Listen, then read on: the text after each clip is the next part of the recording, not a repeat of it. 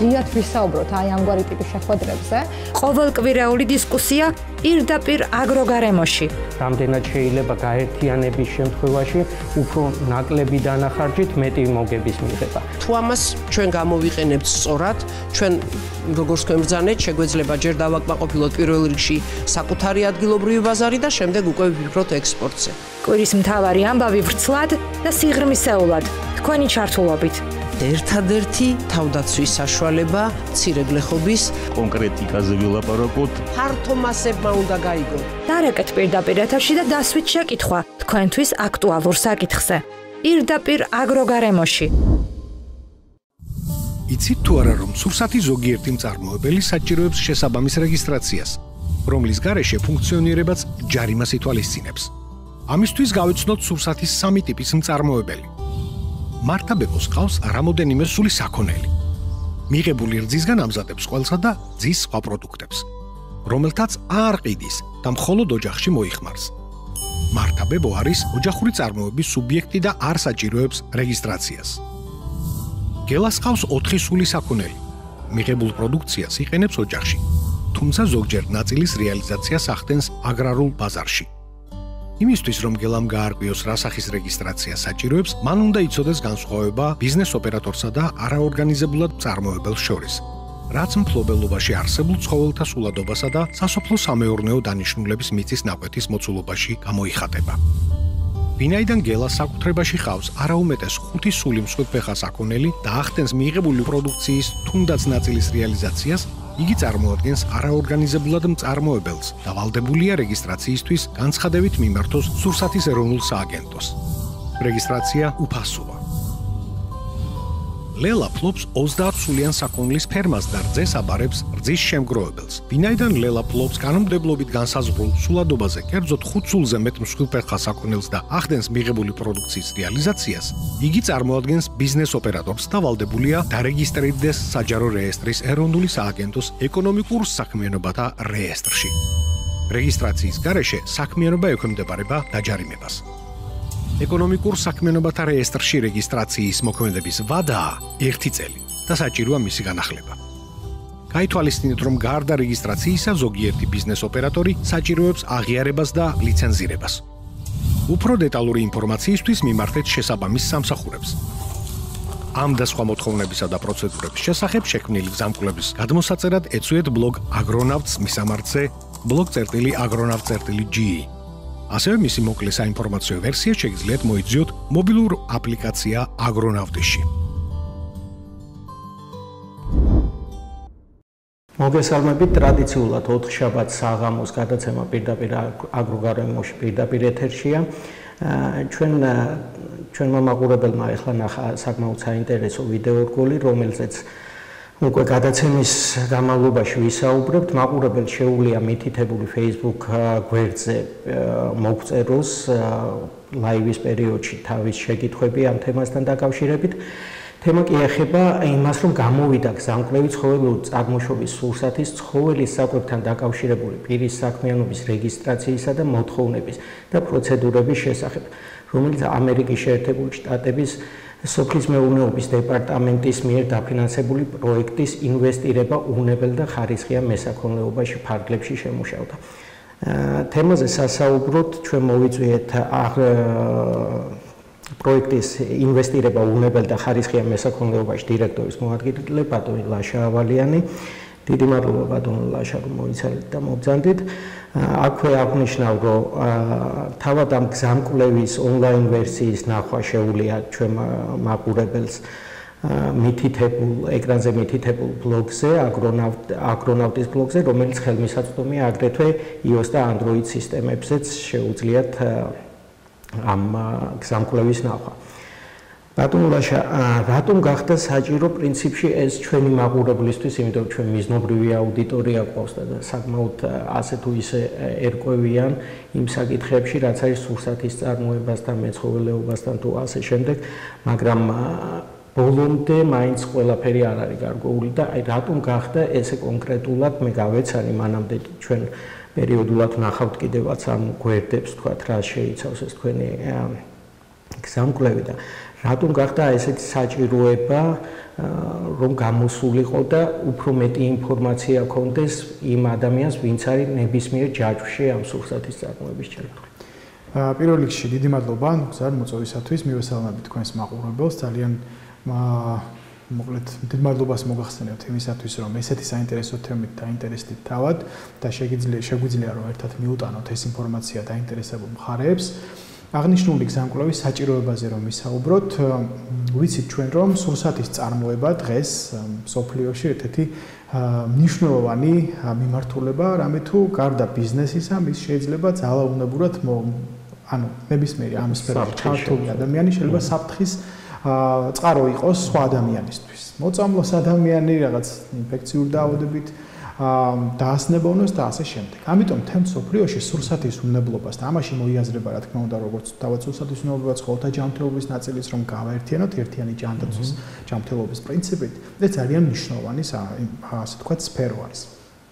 შესაბამისად ჩვენი ქვეყანაც კვალდაკვალ მიყვება ამ მსოფლიო ასე თქვა ტრენდებს და სურსათის უნებლობას განსაკუთრებული ყურადღება ექცევა ეს როგორც რეგულაციის დონეზე, ასევე პრაქტიკული მისი განხორციელების, მისი კონტროლის და ასე შემდეგ. შესაბამისად ახალი და ახალი რეგულაციები შედის ძალაში, რომელიც მთავარი ამოსავალი არის, რომ ის ადამიანები, რომლებიც არიან ჩართული სურსათის, ცხოველის საკვების თან, ასე ვთქვათ, მისი წარმოება, გადამუშავება, დისტრიბუცია, პირველი მოთხოვნა ეს არის მათი რეგისტრაცია. ან თუ არ ვიცით ჩვენ ნებისმიერ მარტივად რომ ვთქვათ, ვყიდულობთ მაღაზიაში რაღაც ნებისმიერ ცხოველ წარმოშობის სურსათს, სოსის მაგალითად და არ ეწერია არაფერი, არ ვიცით ვინ აწარმოებს, არ ვიცით როდი ვადები, ანუ ეს ყველაფერი უნდა იყოს მიკვლევადი, ხომ? როგორც ჩვენთვის, როგორც მომხმარებლისთვის. და იმისათვის, რომ ამისი კონტროლი განხორციელდეს, ერთ-ერთი მთავარი არის, რომ მოხდეს რეგისტრაცია და ამაზე ალბათ გავშლით ამ თემას, რამოდენიმე ეტაპი ამის. რო გავარჩი განვასხვაოთ, თქვათ, მაყურებელს რომ არ შეეშალოს რეგისტრაცია როგორც ბიზნეს სუბიექტის და არა ვთქვათ იგივე ცხოველის რეგისტრაცია, ან ასე შემდეგ ეს უკვე რაღაც გარკვეული ეტაპია. რა კავშირშია ვთქვათ, რა განსხვავებებია საოჯახო მეურნეობასა და ვთქვათ ბიზნეს ოპერატორს შორის და რას ითვალისწინებს ეს სხვადასხვა კლასიფიცირება? თავისი ზომის, თავისი შინაარსის მიხედვით სურსათის ცხოველის საკვების მწარმოებელი სხვადასხვა ზომის არის, სხვადასხვა მიმართულების, ხო? პირობითად ჩვენ უნდა დავყოთ ორ ნაწილად, ეს არის ოჯახური, ეგრეთ წოდებული ოჯახური წარმოების სუბიექტი, რომელიც კიდევ ორ ნაწილად იყოფა და ამაზე ვისაუბრებთ და ბიზნეს ოპერატორი. ეხლა ჩავშალოთ პირველი ოჯახური წარმოშობის სუბიექტი, ის პირობითად იყოფა ორ ნაწილად, როგორც გითხარით, ერთი არის რომ პირადი მოხმარების მიზნით მწარმოებელი, ანუ ნებისმიერი დაუშვათ სოფლად ცხოვრობი ადამიანი, რომელსაც ყავს საქონელი ან აწარმოებს გარკვეულ სურსათს და ის თავისთვის მოიხმარს, ანუ მის ოჯახში მოიხმარს. ანუ არ ახდენს მის რეალიზაციას, ხო? შესაბამისად, მასზე არანაირი რეგისტრაციის ვალდებულება არ ვრცელდება. ვინაიდან ის საკუთარი ოჯახისთვის ის საფრთხეს არ წარმოადგენს ფართო მასებისათვის და მას არავინ არ ზღუდავს ამ თავისი ოჯახის ასე ვთქვათ რჩენისთვის. არის ასე ვთქვათ შუალედური რგოლი შეიძლება ვთქვათ, ანუ შედარებით მცირე ზომის ასევე ოჯახური წარმოების სუბიექტები, თუმცა ისეთები, რომლებსაც გარკვეული რაოდენობის ცხოველი ყავთ, ან პროდუქციას აწარმოებენ და მის რეალიზაციას ახდენენ. ამისათვის 2020 წელს ახალი დადგენილება შევიდა ძალაში, ნომერი 14 დადგენილება 20 იანვრის, უბრალოდ ხო, 9 იანვრის დადგენილება არის 2020 წლის, რომელიც არეგულირებს ზუსტად აი ამ შუალედურ რგოლს. ანუ ის დაუშვათ იქ ჩამონათვალია რას უნდა ფლობდეს და რა პროდუქციას უნდა აწარმოებდეს. მაგალითად, საქონელი რომ ავიღოთ, თუ 5 სულამდე საქონელი ყავს, ან წყვილფეხა საქონელი, ან 15 სულამდე წყვილფეხა საქონელი და გარკვეულ არაორგანიზებულად პერიოდულად ამ ცხოველებიდან მიღებულ პროდუქციის რეალიზაციას ახდენს, ის არის ეგრეთ წოდებული არაორგანიზებული ოჯახური წარმოების სუბიექტი და მოითხოვება რეგისტრაცია, მაგრამ ყველაზე მარტივი ფორმით. მან უნდა მიმართოს სურსათის ეროვნული სააგენტოს რეგიონულ ოფისებს, რაიონულ არასაჯარო რეესტრს, არასაჯარო რეესტრს და უნდა დარეგისტრდეს ერთდღიანი სრულიად უფასო რეგისტრაცია იმისათვის, რომ უბრალოდ მაკონტროლებელმა ორგანომ იცოდეს, სად არიან ეს ადამიანები განთავსებული თავიანთი საქმიანობის სფეროთი. ხოლო უკვე ის ადამიანები, რომლებსაც აი ამ აღნიშნული დადგენილების განსაზღვრის სულადობაზე და იქ ასევე მიწის ნაკვეთი არის საუბარი, მეტი საქონელი ყავს და რეგულარულად, ორგანიზებულად, მოდი ეს სიტყვა ვეხმაროთ, ახდენს რეალიზაციას, უკვე ჩვენი კოდექსის, სურსათის ცხოველის საკვების უნებლობის, ვეტერინარის და მცენარეთა დაცვის კოდექსით ესეთი ადამიანები არიან ეგრეთ წოდებული სურსათის ბიზნეს ოპერატორები. ანუ ისინი ორგანიზებული მწარმოებლები არიან და ორგანიზებულ მწარმოებლებს უკვე მოეთხოვებათ შესაბამისად რეგისტრაცია როგორც ბიზნეს ოპერატორად. ეს ცოტა უფრო რთული პროცესია, მაგრამ ჩვენი სახელმძღვანელოში გზამკვლევში ასე თქვა ძალიან დეტალურად არის თითოეული ეტაპი განხილული. და სწორედ მიზნობრიობას ამ გზამკვლევის მიზნობრიობას რომ შევეხოთ, ჩვენ პროექტში რამოდენიმე სპეციალისტი ვართ ამ სფეროსი და ჩვენ გამოცდილება გვაქვს მათ შორის საჯარო სამსახურში მუშაობის და კარგად დავინახეთ საჭიროება. დაუშვათ არის მცირე მეწარმე, რომელმაც ან გეგმავს, ან ახორციელებს ახლა სურსათის სფეროშია ჩართული წარმოება, მათ შორის პირველი წარმოება, გადამუშავება, დისტრიბუცია, ბაზარზე განთავსება და არ იცის ხომ რა რეგისტრაცია მოეთხოვება, იმიტომ რომ ბიზნეს ოპერატორად, ასე თქვა, სურსათის უნებლობის სფეროში მუშაობა ბიზნეს ოპერატორად რეგისტრაციის გარეშე ჯარიმას ითვალისწინებს. და იმისათვის რომ არ დაჯარიმდეს ეს ადამიანი, მან უნდა იცოდეს რა პროცედურა უნდა გაიგოს. და საკმაოდ დიფერენცირებულიც არის ეს ჯარიმები, მით უმეტეს თუ ბავშვის საკვებთან არის საკმაოდ რთული. ეს უკვე დამატებითია, ჯერ პირველად რეგისტრაციაზე ჯობს რომ ვისაუბროთ, რაც ყველას მოეთხოვება და შემდეგ უკვე ავტორიზაცია ლიცენზირებაზეც, რომელიც ასევე არის ამ გზამკვლევის თემატიკა, ასევე შევეხებით თუ დრო ამის საშუალებას მოგწევს. ეხლა რაც შეეხება ბიზნეს ოპერატორად რეგისტრაციას. ეს ხდება საჯარო რეესტრში. ანუ სურსათის უნებლობისათვის ამას ქვია ბიზნეს ოპერატორად რეგისტრაცია. თუმცა საჯარო რეესტრში როცა მივდივართ, ხომ, უნდა მოთხოვოთ ეკონომიკურ საქმიანობათა რეესტრში დამარეგისტრირება. თუმცა სანამ ჩვენ ეკონომიკურ საქმიანობათა რეესტრში დავრეგისტრირდებით, მანამდე პროცედურულად უნდა დავრეგისტრირდეთ ბიზნეს ეგრეთ წოდებულ ბიზნეს რეესტრში, ანუ მეწარმეთა და არასამეწარმეო არაიურიდიულ პირთა რეესტრში. ანუ ეს ნებისმიერი პირი, ვინც მეწარმეობას ახორციელებს, ისედაც ვალდებულია რომ დარეგისტრირდეს ეგრეთ წოდებულ ბიზნეს რეესტრში. ლაშა, მოდი ბიზნეს ოპერატორის შესახებ უფრო ვრცლად ვისაუბროთ იმ განსხვავებებზე და რაღაც რეგისტრაციის ფორმებთან დაკავშირებით. რას ნიშნავს თქვათ ბიზნეს ოპერატორი და ვინ უნდა იყოს ამ სურსათის მთლიანი ჯაჭვის მანძილზე ჩაბმული? კი ბატონო. როგორც გითხარით, ის პირი, რომელიც ჩართული არის სურსათის ცხოველის საკვების წარმოებაში და ყავს იმ დადგენილებით, მე-14 დადგენილებით განსაზღვრული სულადობაზე მეტი და მათ პროდუქციის რეალიზაციას ახორციელებს, აი იგივე 15 წყვილფეხა პირუტყვი, 5 წყვილფეხა პირუტყვი, 100 ფრინველზეა საუბარი და ამ შემდეგ განსაზღვრული კრიტერიუმი. და მისი რეგულარულად, ანუ ორგანიზებულად ასე ვთქვათ, რეალიზაციას ახორციელებს ის პირი უკვე არის ბიზნეს ოპერატორი და შესაბამისად მას აქვს ვალდებულება რომ დარეგისტრირდეს. რეგისტრაცია ხდება საჯარო რეესტრში და ამისათვის ორეტაპიანი, ასე ვთქვათ, პროცედურა არის. პირველი, ნებისმიერი, როგორც ყველა ნებისმიერი მწარმოებელი, ის უნდა დარეგისტრირდეს მეწარმეთა, და არასამეწარმეო რეესტრში, ანუ ბიზნესის რეესტრში მარტივად რომ ვთქვათ. ხოლო ბიზნესის რეესტრის შემდგომ ავტომატურად ეს ერთდღიანი იმავე დღესვე შეიძლება უნდა დარეგისტრირდეს როგორც განსაკუთრებული გამონაკლისი რამოდენიმე სხვა ბიზნესთან ერთად, როგორც სურსათის მწარმოებელი უნდა დარეგისტრირდეს ეკონომიკურ საქმიანობათა რეესტრში. სურსათის ცხოველის საკვების მწარმოებლისთვის ეკონომიკურ საქმიანობათა რეესტრში რეგისტრაცია სავალდებულოა. სხვა ზოგიერთ ბიზნესს არ აქვს ვალდებულება.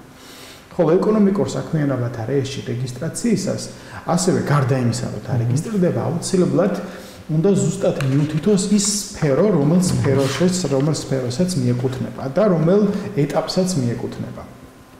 ანუ არის ეგრეთ წოდებული კოდები საქართველოს ეკონომიკურ საქმიანობის ეროვნული სასაქონლო ნომენკლატურა SSN კოდები, იმას მოიტეხს ადამიანი და ის კოდები ზუსტად უნდა მიუთითოს ის პირველადი მწარმოებელია, გადამამუშავებელი არის, რისი მწარმოებელია, კომერციული არის, მეხორცული მიმართულება და ასე შემდეგ.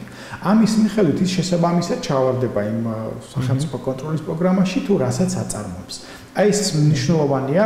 ახლა ერთი შეხედვით შეიძლება რთული პროცედურა იყოს, მაგრამ თუ ადამიანი აი გაეცნობა გზამკვლევს, ის ინფორმირებული მივა, ეს არის ერთდღიანი ძალიან მარტივი პროცედურა არის საჯარო რეესტრში და ასევე უნდა აუცილებლად აღვნიშნოთ, რომ როდესაც დარეგისტრირდება ადამიანი ბიზნეს ოპერატორად, მას აქვს ასე ვალდებულება, რომ ყოველ წელს განაახლოს ეს რეგისტრაცია. რომ თვითონ ეს ბაზა იყოს ცოცხალი და ნამდვილი ინფორმაციის მატარებელი იყოს.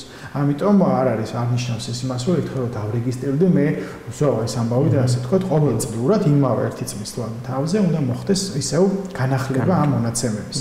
ასევე მონაცემების განახლება უნდა მოხდეს თუ დაუშვათ რაღაცა ცვლილებების შეიტანს. მაგალითად, დაუშვათ რაღაც პროდუქციის წარმოება და ამატახო, რომელიც სხვა საფეხურს და სხვა კოდს ესენ კოდს ითვალისწინებს. ესეც ძალიან მნიშვნელოვანია. გზამკვლევში ასევე განხილული არის სხვა უფრო მნიშვნელოვანი თემებიც, მაგალითად ცხოველური წარმოშობის სურსათის გადამამუშავებლები, დაუშვათ იგივე ძის საწარმოები, სასაკლაოები, მათ კიდევ დამატებით აღიარება ესაჭიროებათ, კიდევ ერთი პროცედურა არის, რომელიც სურსათის ეროვნულ სააგენტოში უნდა გაიარონ იმისათვის, რომ ვინაიდან ისინი განსაკუთრებულად რისკის საფრთხეს მატარებელ სურსათს იქ ხდება უფრო მეტი დამუშავება და ასე ვთქვათ მეტი შეიძლება რისკი. მაგრამ ბიზნეს ოპერატორად რეგისტრაცია ეს ყველას მოეწონა. არა მხოლოდ სურსათის და ცხოველის საკვების მწარმოებას, არამედ ამ სფეროში ჩართულ იგივე გადამამუშავებელს, იგივე დისტრიბუტორს, სერვისის მომწოდებელს, აი დავუშვათ იგივე ვეტერინარებს და ასე შემდეგ, რომლებიც ჩართული არიან ამ ღირებულებათა ჯაჭვში. კი ბატონო, აი საინტერესო ახსენებ, თქვა დისტრიბუტორს ზოგს გონია, რომ თქვა სურსათი რადგან გადააქვს, იმ გადატანასაც თავის წესები აქვს, ხო? იგივე თქვა ტემპერატურული რეჟიმის და სხვა სახეობის სურსათს, რა თქმა უნდა, ხა ჩვენი პროექტი ვინაიდან ცხოველურ წარმოშობა მე მესაქონლეობის დარგზე არის, ჩვენი გზამკვლევიც უფრო ფოკუსირებულია ცხოველურ წარმოშობის სურსათზე. თუმცა ფაქტიურად იგივე შეიძლება გავრცელდეს არაცხოველური წარმოშობის სურსათიც. ამიტომ ეს გზამკვლევი დაეხმარება ყველა ადამიანს, ვინც ამ სფეროში ანაპირებს ჩართვას, ან ჩართულია და არ იცის უბრალოდ ეს პროცედურა. კი ბატონო, და რამდენად გარდა ვთქვათ არგონავტის ასე ვთქვათ პლატფორმისა, სად შეიძლება კიდევ ეს მიიღოს იგივე ფერმერმა ან დაინტერესებულმა? პირველი, რა თქმა უნდა, ეს ელექტრონულად არის ატვირთული, უფასოდ, სრულიად, რა თქმა უნდა, ჩვენ რასაც ვაწარმოებთ პროექტის ფარგლებში ყველაფერი არის სრულიად უფასოდ, მაგრამ ასევე ჩვენ დავბეჭდეთ მისი, ასე ვთქვათ, ბეჭდვითი ვერსიები, ერთი. ანუ ეს არის არსებობს როგორც სქელტანიანი, ანუ სრული გზამკვლევი, არსებობს მისი შემოკლებული ვერსია, უფრო დაუშვათ პირველად დონეზე რომ წაიკითხოს, ასევე ჩვენ მისი შემოკლებული ვერსიის სომხურ და აზერბაიჯანულ თარგმანს მოვახდინეთ და ეს სახელმძღვანელოები, ეს გზამკვლევები რეგიონულ ოფისებში არის, სხვადასხვა სახელმწიფო სამსახურების რეგიონულ ოფისებში არის დარიგებული, ისეთი როგორც მაგალითად სურსათის ეროვნული სააგენტო, სოფლის განვითარების სააგენტო, აჭარის სოფლის მეურნეობის სამინისტრო და იმის და მიხედვით თუ დაინტერესებული ადამიანი რომელ ასე ვთქვათ რეგიონშია მიმართოს თავისი რეგიონში არსებულ ამ სახელმწიფო სამსახურებს და შეუძლიათ რომ მიიღონ, ასე ვთქვათ, ეს უკვე დაბეჭდილი ვერსია. თუ უფრო მათთვის მოსახერხებელი იქნება ელექტრონული ვერსია შეუძლია. კი, აქვე ჩვენ მაყურებელი შეუძლია ნახოს კიდევაც თქვენი ვებგვერდი, სადაც ეს ყველაფერი ასევე განთავსებულია და ჩვენ Facebook გვერდი. თუ დაინტერესებულ ადამიანებმა დაგვიმეგობრონ ჩვენ Facebook გვერდზე, იმიტომ რომ ჩვენ სხვა მრავალი საინტერესო ინფორმაცია გვაზიარებთ, რომელიც მათთვის, იმიტომ რომ ჩვენ ასევე ეს არ არის ერთადერთი სახელმძღვანელო, ჩვენ სხვა სახელმძღვანელოებიც დავამზადეთ სხვადასხვა თემატიკაზე და ესეც გარდა ამისა საკმაოდ საინტერესო დონაციასაც ახორციელებთ ფერმერულ მეურნეობებში, ამაზე კიდევ ვისაუბრებ. მე მინდა ახლა დაახლოებით კიდევ უფრო თვალსაჩინო რო გახდეს დღეს საქართველოში მართალია ტურიზმი ისე აღარ არის როგორც გასულ წლებში იყო ამ პანდემიის გამო, მაგრამ ყოველ შემთხვევაში ვთქვათ მე მაქვს საოჯახო სასტუმრო, სადაც მყავს იმაზე ნაკლები ფრინველი, ვიდრე მე მესაჭიროება რეგისტრაცია, ხო? მე შემიძლია თუ არა ეს მივართვა ჩემს სტუმარს დაახლოებით აი ესეთი მარტო მაგალითად ჩვენ ამ შემთხვევაში არავის არაფერი არ იზღუდება, უბრალოდ ჩვენ ვასწავლით გზას, რომ კანონთან შესაბამისობაში მოვიდეს. ანუ წარმოვიდგინოთ ესეთი სიტუაცია, რომ აქვს თავისი მეურნეობა ადამიანს, ასევე აქვს ოჯახური სასტუმრო მაგალითად და ესე იგი სტუმრებს ემსახურება, ეს ტურისტები იქნებიან თუ ადგილობრივი, ასე ვთქვათ, მომხმარებლები სულ ერთია. ანუ ის მისის წარმოებული სურსათის რეალიზაციას აკეთებს. ანუ მას რა თქმა უნდა ბიზნეს ოპერატორად ან მინიმუმ გააჩნია ანუ ამ შემთხვევაში თუ სულადობა დაბალი აქვს არაორგანიზებულ ოჯახური წარმოების სუბიექტად. არა რეესტრში, არამედ სურსათის ეროვნულ ესეთი დაუშვათ ინდივიდუალური მიდგომებისთვის თუ დაუშვათ აი ამ სახელმძღვანელოს გზამკვლევის მეშვეობით სრულად ვერ დაადგინა. შეუძლია რა თქმა უნდა მიმართოს სურსათის ეროვნულ სააგენტოს კომპეტენტურ ორგანოს, რომელიც უკვე ინდივიდუალურ რეკომენდაციას გაუწევს. თუმცა სწორედ მიზანიც ამ გზამკვლევის შექმნის ის იყო, რომ ადამიანი სახლიდან გაუსვლელად უკვე უпроსოდ გაერკვიოს ამ პროცედურებში, შეიარაღებული ინფორმაციით შეიარაღებული მივიდეს. იქ არის ასევე მოცემული ის ფორმები, რაც უნდა შეავსოს სააგენტოს მისვლის დროს, შეიძლება დარჩეს რაღაცა ინფორმაცია, მოbrunება მიუწიოს. როდესაც ამ გზამკვლევს გაეცნობა, ის უკვე ასე თქვა ინფორმირებული იქნება. ეწოდინება რა პროცედურისთვის რომელ სამსახურს უნდა მიაკითხოს და რა ინფორმაცია უნდა გქონდეს თან.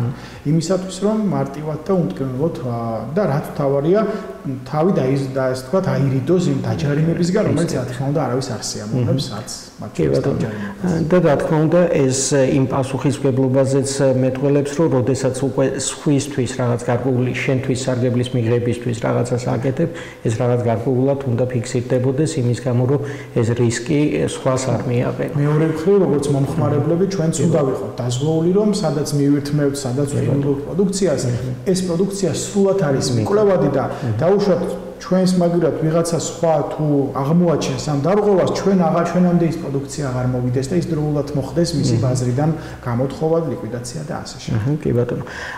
გარდა ფერმერების პროფესიული საქმიანობის განვითარების წეღა ვახსენე, რომ გარკვეული დონაციაც არის მხარდაჭერა იგივე ფერმერების თვის რაღაც გარკვეული კომპონენტების მიხედვით, აი რა სითვალისწინებს თქვენი ორგანიზაცია და რითი ეხმარება ფერმერებს? ჩვენი პროექტი ინვესტირება უნებელ და ხარისხიან მესაქონლეობაში, რომელიც ამერიკის სოფლის მეურნეობის დეპარტამენტის მიერ არის დაფინანსებული და ვახორციელებთ ჩვენ Land O'Lakes Ventures და 17 ეს არის ამერიკული ორგანიზაცია საქართველოს ფერმერთა ასოციაციასთან პარტნიორობით. ჩვენი პროექტი მესაქონლეობის თავად სახელწოდებიდან გამომდინარე მესაქონლეობის განვითარებისთვის არის ფოკუსირებული.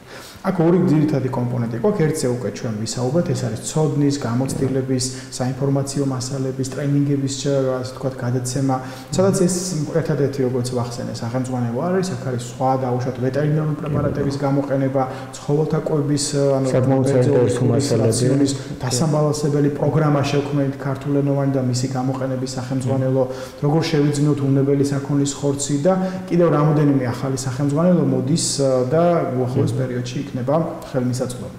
თუმცა ცოდნისა და გამოცდილებასთან ერთად ჩვენი პროექტის ერთ-ერთი მიმართულება ფინანსური და ასე თქვა თანამონაწილეობაში დახმარება არის. ეს არის საგრანტო თანადაფინანსების კონკურსი, რომელიც უკვე მესამე ფაზა გამოვაცხადეთ. ჩვენ უკვე რამოდენიმე ბენეფიციარი ყავს და კიდევ ახლა მიმდინარეობს იმ ასე თქვა განაცხადების განხილვა ჩვენ 50-50-ზე თანადაფინანსების პრინციპით ამ სფეროში, მესაქონლეობის სფეროში ჩართულ ბიზნესებს, ეს არის როგორც პირველი მწარმოებელი, ანუ ფერმერი, ისევე გადამამუშავებელი, მათ ვეხმარებით, რომ თავიანთი თანაინვესტირებას დაუმატონ ჩვენი შესაძლებლობები პროექტის საგრანტო კონკურსის ფარგლებში და უფრო განავითარონ თავიანთი საქმიანობა, გახადონ უფრო კონკურენტუნარიანი, ბაზარზე ორიენტირებული იყვნენ და უფრო განვითარდნენ გაზარდონ თავიანთი პროდუქცია და რა თქმა უნდა უნებლობისა და ხარისხის პარამეტრები კიდევ უფრო მაღალ დონეზე აწიონ, რომ მათ შეძლონ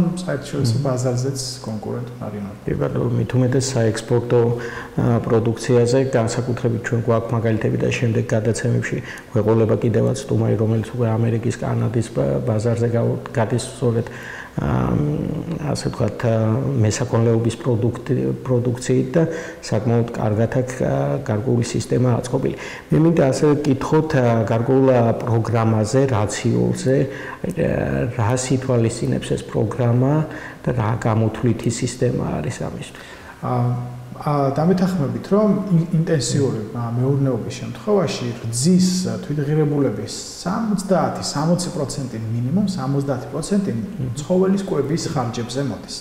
შესაბამისად, ფერმერი, რომელიც დაინტერესებულია, რომ მაქსიმალურად შეამციროს მისი თვითღირებულება და მოგება გაზარდოს, პირველ რიგში უნდა მიაქციოს ყურადღება თუ რას ხარჯავს კვებაზე, როგორ გააუმჯობესოს, ეფექტურად მიაწოდოს საკვები, ისე რომ რა თქმა უნდა ცხოველის ჯანმრთელობა, ცხოველის კეთილდღეობა დაცული იყოს, მისი საჭიროებები, მოთხოვნილებები იყოს სრულად დაკმაყოფილებული, მაგრამ იმდენად იყოს დაბალანსებული, რომ რაც შეიძლება ოპტიმალურად მოხდეს კვების, ან ვინც დიეტაზე ყოფილა, ის უფრო კარგად გაგვიგებს, რომ დაუშვათ ცილების, ცხიმების, ნახშირწყლების ბალანსი ისე რომ ერთის მხრივ მიაწოდოს სრული დიეტა, ანუ მან შეძლოს თავი ან თავისი ორგანიზმის მოთხოვნილების დაკმაყოფილება, თან მოგვცეს ჩვენ პროდუქცია. ეს რა თქმა უნდა თავის მხრივ საჭიროებს იმ ცოდნას, რას ვაძლევთ, რა კვალიფიცირებული ღირებულება არის. მაგრამ რაც თავარია, ჩვენ პროექტის ფარგლებში შევქმნით ელექტრონული პროგრამა, ეს არის Excel-ის VBA ბაზაზე და ძალიან მარტივი სამუშაო პროგრამა, მიუხედავად მის უკან არსებული რთული გათვლებისა და ის ჩვენ გვეხმარება, რომ დავაბალანსოთ, ანუ შევხედოთ რა რაოდენობის საკვები უნდა მივაწოდოთ, რა კომბინაციით, როგორ შევადგინოთ ულუფა ისე, რომ იმ ცხოველის, რომელიც ჩვენ გვყავს, მისი მონაცემებიდან გამომდინარე, სრულად მივაწოდოთ მას ის კვებითი საჭიროებები, რაც აქვს. და რაც თავარია, ვაკონტროლოთ სხვადასხვა ასაკობრივ, სხვადასხვა კატეგორიებში რა, ასე ვთქვათ, დაუშვათ იქ მაკი არის, მშრალი არის, აქონელი თუ ასე შემდეგ, მას სხვადასხვა მოთხოვნილებები აქვს. ასევე ჩვენც, როგორც ფერმერებს, რის მიწოდება შეგვიძლია, ხო? ანუ არის მაგალითად ეხლა ანუ გარკვეულად წინასწარდაცვისობით მასალები რაც არის ხო სილოსი და ასე შემდეგ აუცილებელია ასევე კონცენტრატი ხო იგივე დაუშვათ მშრალი საკვები სოკერი და ასე შემდეგ რომელიც კარგი ბალანსი უნდა შედგეს იმისათვის რომ რაც შეიძლება ტყუილა ზედმეტი არ ვაჭამოთ რომელიც ასევე ვნებს ცხოველს რაც რა თქმა უნდა აისახება ჩვენს ღირებულებაზე მივაწოდოთ ზუსტად იმდენი რაც მას ჭირდება იმისათვის რომ თავისი ორგანიზმის ნორმალური მდგომარეობაში ამყოფოს და ასევე პროდუქცია მოქცეს რაც შეიძლება უფრო ასე ვთქვათ მეტი. კი ბატონო, საკმაოდ საინტერესოა ჩვენ მაყურებელს კიდევ ერთხელ შეუულია თქვენი Facebook გვერდით. ეს პროგრამაც არის ბლოგ აგრონატზე, სრულად უფასოდ, ასევე არის მისი გამოყენების მსგავსი ტიპის სახელმძღვანელო, არის სასწავლო ტუტორიალი ვიდეო, ასე რომ დაინტერესებულ ადამიანს შეუძლია რომ გადმოწეროს ეს პროგრამა, ასე ვთქვათ, გახსნას და დაიწყოს ფიქრი იმაზე, თუ თავად როგორ გააუმჯობესოს ცხოველის ყვება და გარკვეულ მიმართულებებს. კი ბატონო, და ბოლოს კიდევ ერთხელ ჩვენ მაყურებელს აინტერესებს ხოლმე, ვთქვათ, იგივე რა ასე ვთქვათ რასახის მეურნეობებში შეგიძლიათ თქვენ თანადაფინანსება მოითხოვოთ ეს რაოდენობაზეა განსაზღვრული თუ რა პრინციპით შეიძლება მოგმართო ჩვენი პროექტი თავად დონორის ამერიკის სოფლის მეურნეობის სამინისტროს თაყვეთით არის უფრო ორგანიზებულ ფოკუსირებული უფრო ორგანიზებულ მეურნეობებზე ასე ვეძახით საშუალო და დიდი ზომის მეურნეობები გარკვეული კვლევებით დადადგინდა რომ მინიმუმ 15 სული საქონელი არის ის რაოდენობა რომელიც უკვე ამას ბიზნესის თვალსაზრისით უყურებს და არა საკუთარი მოხმარებისთვის ან დაუშვათ პერიოდულად ვინც ბაზარზე გაქვს ანუ მინიმუმ 15 სული საქონელის დასრული საქონელი და ზევით ნებისმიერი დაინტერესებული პირველ წარმოების დონეზე ხოლო გადამუშავების დონეზე ნებისმიერი რეგისტრირებული ორგანიზებული მწარმოებელი რომელიც ყველს ხორცს ადგილობრივ ყველას ადგილობრივ ძის პროდუქტებს ამუშავებს, ხორცთან აქ შეხება, დისტრიბუციას აკეთებს და ასე შემდეგ. ანუ ყველა ეს ჩვენი არიან ჩვენი ასე ვთქვათ ბენეფიციარები. უფრო მეტი ინფორმაცია იგივე საგრანტო კონკურსზე, იგივე დაუშვათ ჩვენ სხვა თანადახმარების საკითხებზე შეუძლიათ ჩვენი Facebook გვერდზე, რამოდენიმე ვიდეო გვაქვს, რა ინფორმაცია გვაქვს და ასევე დაუშვათ თქვენი ტელევიზიის საშუალებით მიიღონ ხოლმე პერიოდულად ასევე ჩვენ Facebook-საც ვიდეოების და ამ ინფორმაციის გავრცელებაში და თვალყური ადევნონ ამ სიახლეებს და მათთვის საინტერესო სიახლეებზე უკვე დაგვიკავშირდნენ ჩვენ პროექტს. კი ბატონო, ძალიან დიდი მადლობა. აქვე აღნიშნო, რომ ნუ პრინციპში ხშირად არის ხოლმე ესეთი საკითხები, რომ აი მე რა ვქნა 2-3 სული მყავს და მეც მინდა რაღაც დახმარება. კარგი გადაწყვეტილებაა ის, რომ რაღაც გარკვეული კოოპერირება მოხერხდეს, რომელშიც უკვე გარკვეული თუნდაც ადამიანური რესურსების დაზოგვაც მოხდება და უფრო ორგანიზებული გახდება ის ფინანსური ბრუნვაც და ასე შემდეგ და ამ შემთხვევაში შეიძლება ვთქვათ, სოფელი გაერთიანდეს, გაერთიანოს თავის საქონელი და უკვე ამ პრინციპით მოგმართოთ, როცა რაღაც გარკვეული სამართლებრივი ფორმა აქვს. სწორი შემიძლია.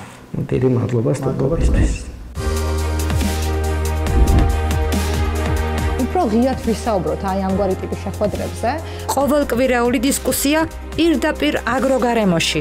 რამდენად შეიძლება გაერთიანების შემთხვევაში უფრო ნაკლები დანახარჯით მეტი მოგების მიღება. თუ ამას ჩვენ გამოვიყენებთ სწორად, ჩვენ როგორც ქვემბრძანეთ, შეგვეძლება ჯერ დავაკმაყოფილოთ პირველ რიგში საკუთარი ადგილობრივი ბაზარი და შემდეგ უკვე ვფიქროთ ექსპორტზე. კვირის მთავარი ამბავი ვრცლად და სიღრმისეულად თქვენი ჩართულობით. ერთადერთი თავდაცვის საშუალება მცირეგლეხობის კონკრეტიკაზე ვილაპარაკოთ. ფართო მასებმა უნდა გაიგონ. დარეკეთ პირდაპირ ეთერში და დასვით შეკითხვა თქვენთვის აქტუალურ საკითხზე. პირდაპირ აგროგარემოში